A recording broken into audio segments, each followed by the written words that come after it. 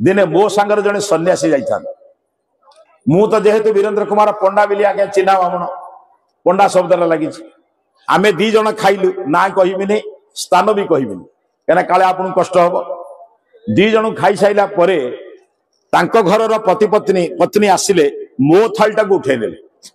किंतु सन्यासी थाली उठाऊ ना कहीं से कौ जातिर बड़ बुझन तो कौ जातिर तांको सेविका आसिला जे तांग घरे बेला बासन धुए काम करे से बासन को नेला या पूर्वर गोटे कुकुर आसिकी से जो थाली की मो जो खाऊली जो थालीटा से अवस्था तांको घरे गोटे कुकुर थिला से चाटी दे चली गला बुझपार तो कथा को मुझे देखी जे से कुकुर चाटी थाली को तांको परिवार जे बड़ बहु से उठे देले किंतु जने सन्यासी उठेले ना कहीं ना सन्यासी कौ जाति जानना